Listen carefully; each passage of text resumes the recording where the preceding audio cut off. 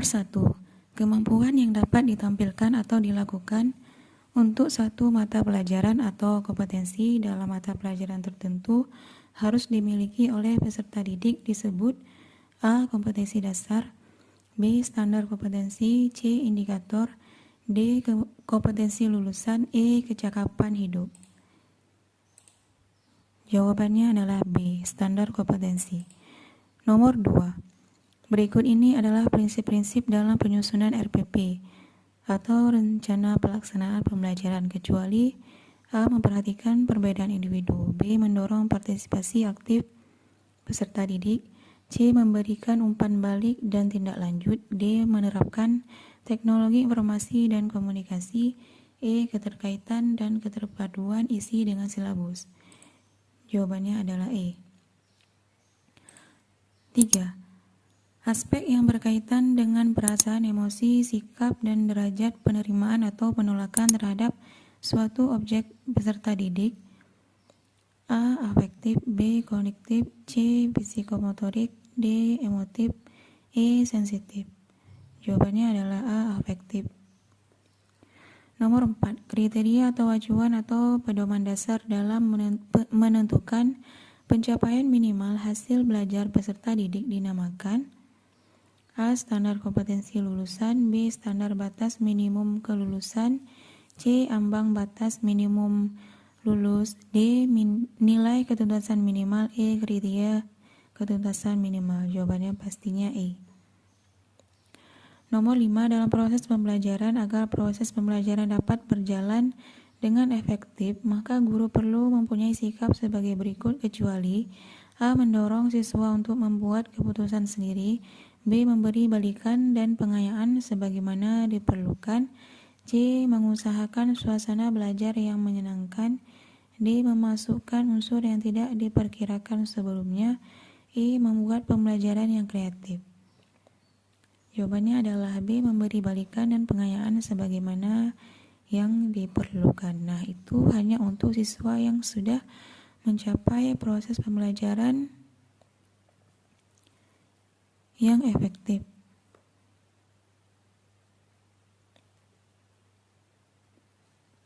Pengayaan hanya untuk siswa yang telah mencapai prestasi belajar yang baik. Nomor 6. Fungsi indikator dijadikan sebagai penanda dalam A. Pencapaian standar kompetensi, B. Pencapaian kompetensi dasar, C. Pencapaian tujuan pembelajaran, D. Pencapaian standar kelulusan, E. Pencapaian evaluasi pembelajaran. Jawabannya adalah B. 7. Teori ini memandang belajar sebagai hasil dari pembentukan hubungan antara rangsangan dari luar, stimulus, dan balasan dari siswa atau respon yang dapat diamati. Semakin sering hubungan atau bond antara rangsangan dan balasan terjadi, maka akan semakin kuatlah hubungan keduanya. Teori belajar yang dimaksud adalah A. Behaviorisme, B. Kognitif, C. Humanistik, D. Sibernetik, E. Konstruktivisme. Nah, jawabannya adalah teori belajar behaviorisme. Di dalam proses pembelajaran, para siswa dihadapkan dengan situasi di mana ia bebas untuk mengumpulkan data, membuat dugaan, mencoba-coba, mencari dan menemukan keteraturan, mengeneralisasi atau menyusun rumus beserta bentuk umum, membuktikan benar atau tidaknya dugaan itu. Hal ini merupakan penerapan teori belajar A. Sibernetik, B. Kognitif, C. Humanistik, D. Behaviorisme, E. Konstruktivisme. Jawabannya adalah E. Seorang guru melaksanakan pembelajaran yang mengakomodasi semua anggota kelompok menggunakan pendapat, ide, dan tanggapan terhadap skenario secara bebas, sehingga dimungkinkan muncul berbagai macam alternatif pendapat. Kegiatan yang dilakukan guru tersebut merupakan implementasi strategi pembelajaran A. Project based learning, B. Inquiry learning, C. Discovery learning, D. Kooperatif, E. Problem based learning. Nah, jawabannya adalah E. Berikut ini merupakan langkah-langkah pembelajaran dengan model pembelajaran project based learning.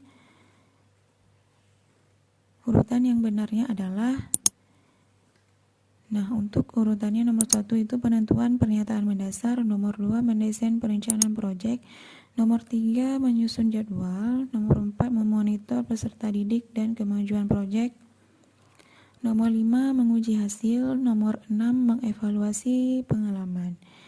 Nah, untuk jawaban yang benar adalah A.